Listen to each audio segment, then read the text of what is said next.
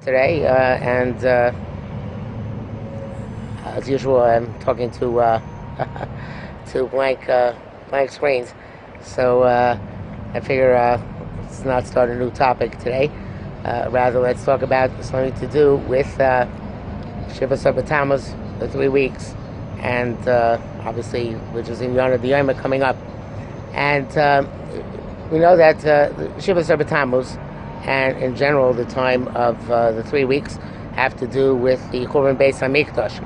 The Tzaddik HaKohen of Lublin says that the 22 days, which comprise the 3 weeks, are really times which have potential for great kedusha, and the 22 days, which of the 3 weeks, correspond to the 22 days between Rosh Hashanah, starting with Rosh Hashanah and ending with Simchas Torah.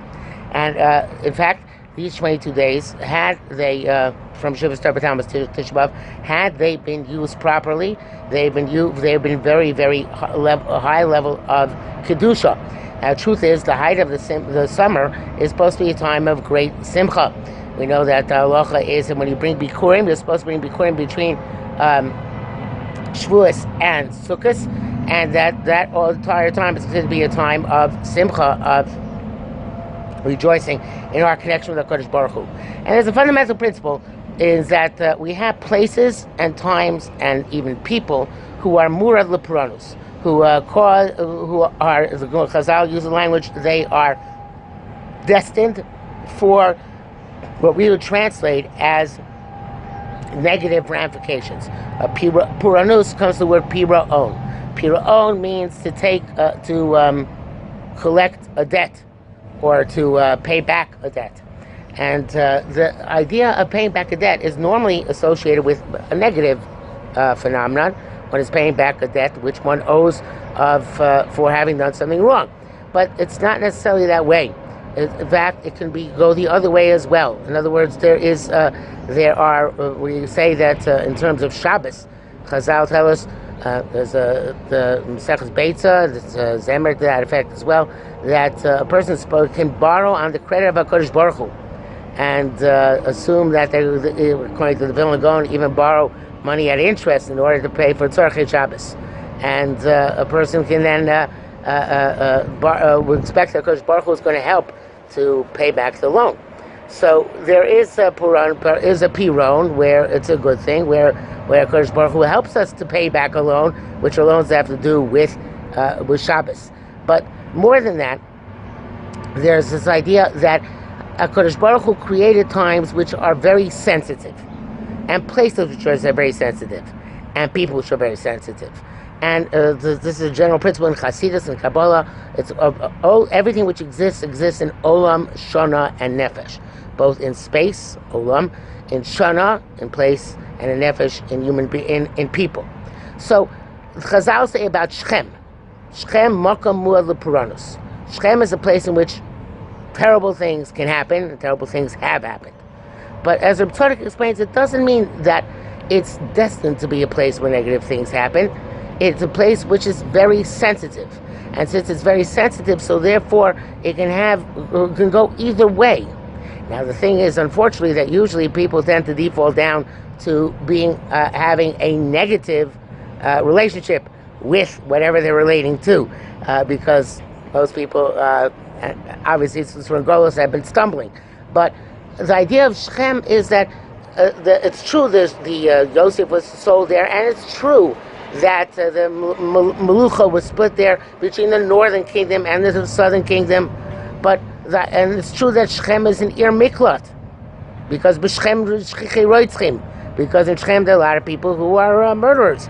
But at the same time, Shechem is a place where Yaakov gives it to Yosef because it has great kedusha. Yaakov would not have given to Yosef Shechem Echad Al Achicha just because it's a bad place. Yaakov was trying to give him a present, and Yaakov would not have given to Yosef, and Yosef would not have been buried in Shechem. Shechem is a bad place, but rather there's great potential for kedusha in Shechem.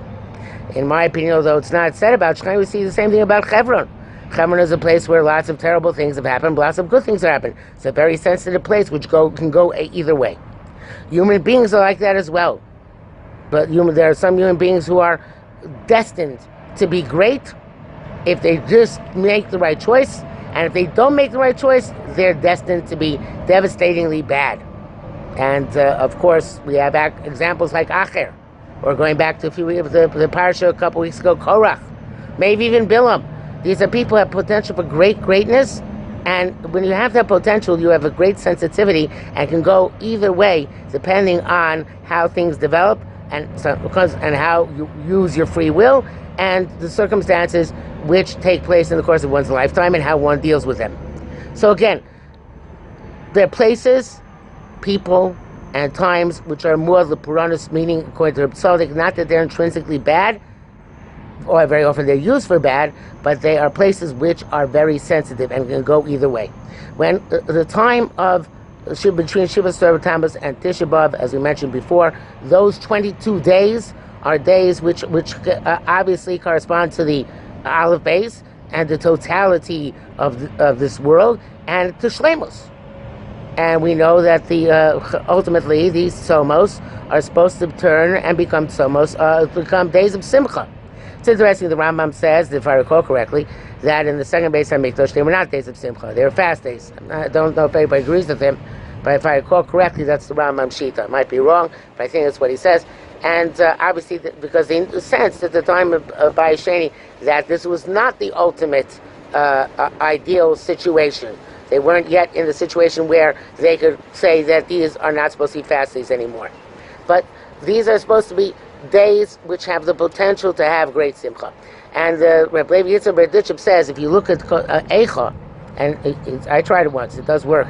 You look at Eicha, if you just parse the sentences differently, it becomes a book of happiness, right? And like it says, Eicha, for example, say, Eicha yashva badad, once upon a time, ha'ir abasi Haisa kamana. It was like a amana, but now it's Rabasi Bagoyim Sarasi Bamdinos. But now it's a different madrega. It's a much higher madrega.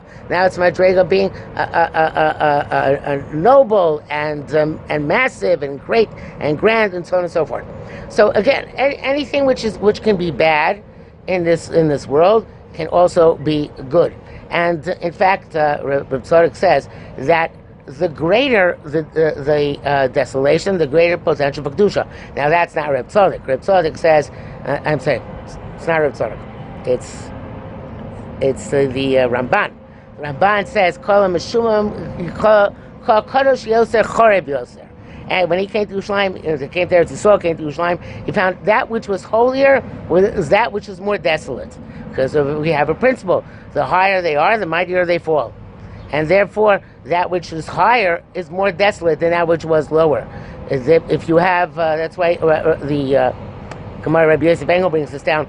The Gemara in Ksubas, I think it's Daf Ayin Hey, just recently, says that Rabbi Yochanan Zakkai says when he found, if I recall correctly, Martha Bas Besus, who's one of the great rich women of Yerushalayim, her daughter gathering kernels of grain from amidst the dung of the donkeys of the Arabs. So Rabbi Yochanan Zakkai said, look how great this nation is. When they're great, they're so great, because Martha Besus, and in her ksuva there were hundreds of thousands of dollars written in there. It was a splendid chasna and so on and so forth. And now when not only are they given over to an Uma Shvela, but to the animals in the Uma Shvela, and not only to the animals of the Uma Shvela of the greater nation, but also to the dung. And the question is, he harps on this dung business. Why does he harp on the dung business? And Rabbi Yosef Engel says, because of this principle, the higher they are, the mightier they fall. There's a corollary is, the mightier the fall, the higher they can rise again. So therefore, when we look at the desolation with which Yerushalayim was destroyed, says Rabbi Yochanan Zakkai, we see how utterly desolate it is. It must mean a very mighty fall, because we must be potential of a very great height. The same thing is true of, in halacha. There's halacha which says that if a shul is destroyed, there are certain activities you're not allowed to do in it, like weaving ropes, a bunch of things. You can't use as a staple, a bunch of things. And the post can speak about, these things apply also to areas of the Harabayas, or the areas around the Beis HaMikdash, which were destroyed. In other words, things which can't be done in the shul, can they also not be done in the area of the Beis HaMikdash, which is destroyed? And Rabbi Yosef says you can't extrapolate from one to the other. I believe it brings down from the name of a tashbetz, that the area, because the higher they are, the mightier they fall. In other words, when a shul is destroyed, since the kedusha was not as great as it was as Beis HaMikdash, so therefore its Churban is not as great, and perhaps far more things remain also there. Perhaps you can't spit in an area which was once a shul because it didn't fall as far. It didn't start outside, it didn't fall as far. Whereas in the area which is a Beis HaMikdash, so then perhaps it fell much further, and since it fell much further, so therefore things like spitting might be mutter in a place like the Har HaBayis, which was once much higher, and now because it fell from such a great height, is much, much lower. So this is the idea when we say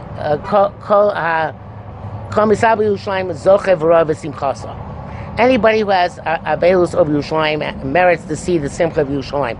What's the linkage is Pashut, but it's more than that, because the greater the Aveilus, the greater the sense of loss, the greater the sense of Simcha, which a person has later on when Yerushalayim is destroyed. In other words, if you appreciate something to mourn for it, that means that when you receive it again, it's that much more significant. And that's why the mourning of Yerushalayim during the period of Aveilus of the 3 weeks, they kept on adding on over time. According to the din of the Gemara, really, there's not much Aveilus that has to be done. It's mostly Erev Tisha B'Av in the afternoon, basically a little bit in the morning. But gradually, it became they added on the Shavua Shechabo Tisha B'Av, and then the week in which Tisha B'Av takes place, and then they added on the 9 days, and then the 3 weeks. Why is that? Because there was a sense that we have to appreciate as deeply as possible the sense of loss, in order to then be able to appreciate as much as possible what we regain when we regain Yerushalayim. And there was a movement about 50 years, not 50, more than that, 70 or 80 years ago, to do away, or at least modify, the tefillah of Nachem, in which we say on Tisha B'Av in Shemona Esrei. And in Nachem we speak about Yerushalayim, which is destroyed. Rome destroyed it, and it's Shmeima, Avela, Bzuya, Chafuya, all sorts of things which we say about Yerushalayim and how desolate it is. And there was obviously Yerushalayim is not that desolate anymore. So there's a question: maybe we should change the nusach of the bracha. Maybe the bracha doesn't apply anymore the way we once did, and we should change it. So obviously, we don't really have the koyach to change brachas now in our day and age. The question is a non-starter. Just like we wouldn't be able to change any brachas that we wanted. Even, let's say, hypothetically, we wanted to change Shloas Hani Isha, because women are getting insulted by it. We don't have the power to do things like that, right? We need a Sanhedrin in order to do something like that. So the question is a non-starter. But But besides that, the poskim wrote at the time that, on the contrary, now that Yerushalayim is built up more, it's important to realize what we're missing. And that's much more difficult nowadays. I'll tell you the truth about myself. It's a shortcoming in me, which is that when I go to the Yerushalayim and to the Kaisel, even after a long break, I don't tear Kriya. I don't feel it. I feel happy to be in Yerushalayim. So it's a very difficult thing to ask somebody to tear Kriya if they don't feel sad. You could say it's really more of a minhag than a halacha, so I don't know if this is the thing which is going to be held against me. But the point is that because it is so difficult to feel that Aveilus, is so difficult to feel that there is still this desolation, that therefore there's this principle that we have to maintain as much as we can that notion of the desolation, of lack of the connection to HaKadosh Baruch Hu, which is the essence of the Churban. And this comes back to the Chazon Ish, who says that Bizman Hazeh, there's no such thing as a person who's apikores, who's Moridim below Malin. There's no sitting apikoros who's somebody who you entice him down into the pit and put the then put up the ladder behind him, to leave him there to die. And in general, we have this principle that everybody nowadays is considered to be a tinok shenishba. Some people say not everybody. Some people say this person yes, that person no. But the Chazon Ish, who's not particularly known to be a big mako, the Chazon Ish says everybody is a tinok shenishba. Why is there a tinok shenishba? Even if somebody's born from, because at the time of the Beis HaMikdash, even the time of Chazal, after the Beis HaMikdash, there was still revealed hashgacha. It was obvious hashgacha, and there were things like as Chazal has, like a baskol, where a voice came out from Shamayim, or Gili Elio, where Elio Novi came and spoke to Chazal and taught them Torah, and they were able to make wonders like splitting rivers and other amazing things, which were for them within their capacity in a public way at the time. So says Chanish, if somebody at that time denied the truth which is confronting me in the face, so he was amazing. He was deliberate.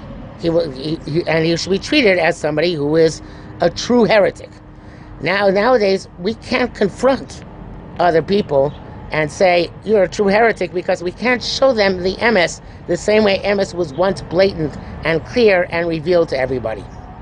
So therefore, we don't make true apikoros b'zman. But that tells us, the flip side of that is that we don't have the depth of emunah and the depth of revelation, which even after the Beis Sheni, and certainly during the Churban Beis HaMikdash, they existed in Am Yisrael. I was once heard, and I don't know where I heard it from, I don't know if I read it somewhere, but that the Vilna Gaon said once that he would give all of his learning to be a simple balabas at the time of Beis Sheni, not just Beis Rishon, Beis Sheni. Why? Because he said that the Ashras Hashchina, which one could experience by going to the Beis HaMikdash, again, even in Beis Sheni, even at the time of the second Beis HaMikdash, was so extraordinary that it be more influential on a person than all of the learning that he himself possessed, the Vilna Gaon. Now, it's hard to believe that take that literally, but there's even if we don't take it literally, there's an idea there, which is an important idea, which is that we're missing in our day and age that hashkafa. There's and that is something which we have to understand. Even though Chazal say L'olam lo zaz Shechina min hakosim ha'aravi, the Shechina is always present at the Koisel. The madregas of Shechina, and the madrega of Shechina which we possess at the Koisel is very, very low compared to the madrega of Shechina which existed even at the time of the Beis HaMikdash, even after Churban Beis Sheni, as long as there was the yishuv of that Tanoim and Amoraim in Eretz Yisrael. And there's a famous Hasidic story that the Baal Shem Tov takes place over 3 generations. The Baal Shem Tov would go out when there was some Yeshua that had to be accomplished, some redemption, something was wrong, something had to be fixed. So he would go out to a certain place in the forest and daven a certain tefillah or sing a certain song, and he would be poel the Yeshua. When his Talmud, the Mezritcher Magid, came along, so the Mezritcher Magid said, we no longer know the tefillah, but we know the place in the forest. So we'll go to the same place in the forest, and we'll sit there, and we'll say whatever we say. But, we don't know the Ikar tefillah or the Ikar song, and the Yeshua was accomplished. And then finally they came to the 3rd generation, which was the Rishiner. We saw Rishon. And we saw Rishon said, we don't know the place in the forest. We certainly don't know the song anymore, but we know to tell the story. And he would tell the story, and the Yeshua would be accomplished. Now this is a classic Hasidic story, which any Misnagid should detest, because it means that telling a story is basically the same thing as being able to do the thing itself, which is a very questionable perspective to take in Judaism. But nevertheless, there is a certain idea there, which, of course, like any Hasidic story, definitely has a kernel of truth to it, which is that we're never asked for more than our generation can do. In the earlier generation, they had to go to a place in the forest and they had to sing the song because they could. In a later generation, they at least had to go to a place in the forest because they could. In our generation, we at least should tell the story, because that at least we can do. And of course, for people like ourselves in these late times, and especially, as I said, when Eretz Yisrael is, well, not this year with coronavirus, but we're normally available to us to a much greater extent than any generation since before the Churban. So it's hard for us to reach the depth of Aveilus, which people could reach the closer they were, and certainly if they directly experienced the Churban. It says that I think that when it says this from memory, so I think Rabbi Yehuda ben Nasi, when he told the story of the Churban, he told fewer versions and he cried more. Rabbi Yochanan told the story of the Churban, he told more versions and cried less, because as time goes by, the loss becomes more intellectual and less emotional, even though neither of them were present at the Churban. Neither Rabbi Yonasi nor Rabbi Yochanan were present at the Churban. But the very fact that time passes and elapses and becomes further back in history makes it much more difficult to relate. And Chazal have this parameter in halacha is reflected in what they call the difference between Aveilus Yishana and Aveilus Chadasha. Aveilus Yishana is Aveilus on the Beis HaMikdash. Aveilus Chadasha is Rachmana litzlan if somebody has Aveilus on a mace, and somebody passed away. And Chazal say that in Aveilus Chadasha, they try to diminish the Aveilus because there's no need to enhance the Aveilus in order to get the person to mourn. It's fresh, as Chazal put it, Meso Munach Lefanav. But by Aveilus Yishana, it's not easy to do because it's so it's long ago and it's in the past, and B, it's not something which we experience in any way, shape, or form on a regular basis. So therefore, Chazal had to make Aveilus Yishana that much more intense, and that's what we said before, that as time went by, they made it more and more intense to make it more and more experiential. There is a shortcut which we have in our day and age, which is called the Holocaust. In other words, something, since we can't relate so much to the Churban Beis HaMikdash, so therefore we relate to the Holocaust. And it's certainly it's certainly not a bad thing to relate to the Holocaust more than the Holocaust, but the Holocaust suffers also from the same phenomenon. As time goes by, it becomes less and less raw and less emotional. But besides that, the Holocaust is not enough. If one is supposed to mourn for all the Aveilus of Am Yisrael and Tisha B'Av. Everything which happened in every generation packs into the tragedy of the Churban. But the idea of the Aveilus and the Churban is not primarily Aveilus on the death and the death and the suffering. It's Aveilus on the Chil Hashem. The Chil Hashem of they're not being a Beis HaMikdash, of they're not being the Shechina in the world, which they're supposed to be according to HaKadosh Baruch Hu's master plan. That we have not fulfilled our mission, Mamlechas Kohanim B'Goy Kadosh. Now, this is an important point to make, which is that one can fulfill the mission of Mamlechas Kohanim B'Goy Kadosh as much in Golus, perhaps even more so than one does in a state of Geula. That's what the Tzaddik says. We don't understand why, but we see there's a medrash in Shir, I think it's Shir Hashem Rabbah, which says that Harbe Tzadikim Hamino Li B'Churbana Yoser Mi Bi Binyana. More tzaddikim were generated in Am Yisrael over the course of the years of Golus than over the course of the years of the existence of the Beis HaMikdash when we're living in Eretz Yisrael. And Golus, according to the Tzaddik, is a way of generating more tzaddikim, not fewer tzaddikim, more tzaddikim, which is a shocking thing. But he says that that's a part and parcel of that idea that Talmud Bavli is Ikar, even though Talmud Yerushalmi would seem to be on a higher madrega, because the things which come out of B'machshachim Oshibanikim Sei Olam, that God placed us in darkness, are more significant than the things that come to us through light. Because there's no light like the light that comes out of darkness. The light that comes out of darkness is more important, more sweet, more significant than light which comes out of light. So therefore, Golus is a time is also time one can accomplish Mamlechas Kohanim B'Goy Kadosh and our mission in this world. Somebody was just having a conversation before this shiur, in which I was discussing, the comparative experience of other nations which have fallen and how they do not rise as effectively or as quickly or as comprehensively as the Jewish people. And of course, the idea which we were discussing was that it's true we may have been oppressed more than any other nation on the face of the earth. And it's true that we may have more recent oppression than any other nation on the face of the earth.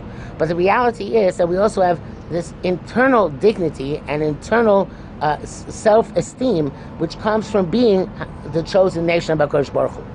And therefore, it was the reason why Jews, unlike, say, the blacks who were slaves, or the Arabs who were subjugated to foreign powers, or for that matter, Russians and other Slavs after World War II, why do we have the capacity to rise to the top so much more quickly? Because we have this idea of we being the chosen nation of HaKadosh Baruch Hu.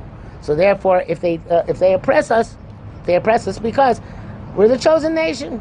And that gives us the capacity to carry on. It gives us a sense of pride, perhaps a warped sense of pride in our suffering, that our suffering is something which is good for us, good for the world, and demonstrates how we are connected to HaKadosh Baruch Hu.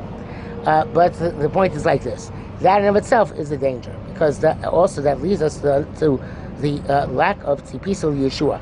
Tzipisa Yeshua is one of the 4 questions you get asked when you come up to Shamayim after 120 years. Did you yearn to see the Yeshua?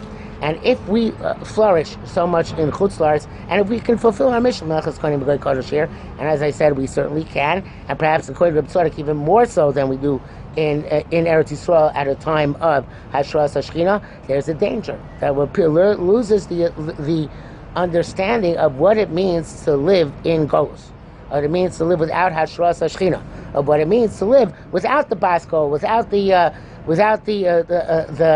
capacity to talk to Eliyahu Navi, without all those Giluyim, which are the way in which we can relate to Kodesh Baruch Hu in a much more powerful and direct way. So if I could put it this way, I would say that there's a very basic machlokes between the Chassidim and Misnagdim as to the importance of Dveikus and HaKadosh Baruch Hu. Chassidim of Dveikus and HaKadosh Baruch Hu is the be-all and end-all of Judaism. I'm exaggerating, of course, but more or less. The be-all and end of Judaism, and whatever is good for Dveikus is good for Judaism. Whatever detracts from Dveikus is not good for Judaism, and Dveikus is the ultimate goal of everything we do. Misnagdim don't hold that way. Misnagdim hold that the ultimate purpose of is shleimus, perfecting oneself, perfecting the world, accomplishing as much as possible. According to Misnagdim, however, Dveikus is an important tool. The Ramchal also was kind of like a Misnagid, even though he really preceded the whole dichotomy. And he holds Dveikus is an extremely, extremely important tool in order to reach the potential perfection that a person can accomplish in this world. And this is something which, this Dveikus, it might not be that the Beis HaMikdash is necessary for Am Yisrael's destiny, but it makes Am Yisrael's destiny much more easy to accomplish, and to be accomplished on a much higher level if we have the capacity to be Davik and HaKadosh Baruch Hu. And the Beis HaMikdash represents that Dveikus. And that Dveikus was supposed to be a Dveikus which was complete and perfected in the sense that those 22 days between Shiva Sarva Tammuz and Tisha B'Av representing the totality of the Aleph base, 22 letters of the Aleph base, represents the totality of the Shleim that is supposed to be reached. Then when Chazal want to tell us something which is exaggerated, about something which is a positive thing, they use the number 400. Number 400 corresponds to the letter Tuf. Aleph to Tuf, and that sense of perfection, sense of shleimus. The word S in and of itself, which may or may not be a contraction of MS, but is meant to connote something additional, something which completes the word, and that's why Nehemiah Amsuni and later Rabbi Kiva darshaned every S in the Torah to include, to make something more substantial, more complete. So the idea of those 22 days which we're approaching, Shiva Sarva Tammuz and up to including Tisha B'Av, are days in which we have to contemplate what is missing to us and what in Yeshua will be granted to us. And the main thing the Rambam says, he says that when Mashiach comes, there are not necessarily going to be any miracles. The The only difference between this world and the Mashiach is that we won't be subjugated by foreign forces. So what would be the great thing about Mashiach coming? Because then Am Yisrael will be free to learn Torah and do mitzvos. Umol haaretz le'as Hashem kamayim hayam chasim. That the nation will be, the world will be full of Deya es Hashem.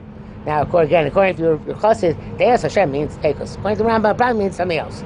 But the ideas are similar. Deya es Hashem means a relationship with HaKadosh Baruch Hu. And that relationship with HaKadosh Baruch Hu is what we're lacking. And that relationship with HaKadosh Baruch Hu can never be on the Madrega. It's supposed to be until we come to the Yeshua and to the Gula. And that's what we have to understand we're missing on during the 3 weeks. Shchinta B'Galusa means two things. It means the Shekhinah is with us in Golus. But it means the Shekhinah is in Golus. It means that the Shekhinah is with us, but it's not the same Shekhinah. We can intuit that there's a connection, but it's not an overt connection, and therefore it doesn't have the same impact upon us. So I think that is the main avodah of these weeks, of the 3 weeks coming upon us, is to think about the lack of our connection with HaKadosh Baruch Hu in an overt way, which we possibly could have, where we have the Beis HaMikdash, where we have the Hiluyim, which Chazal had, where we have all the Hashgacha manifest in a way which is possible for everybody, including ourselves, to understand. So we should be Zoicha to focus on trying to bring about as much Gilui Shechina into this world as we can. Perhaps we can talk about how we do that next week, and we should try and mourn for the loss of it and yearn for the restoration of the Gilui Shechina B'Meir B'Yameinu Amen. If there are no questions, then I'm finished for this evening.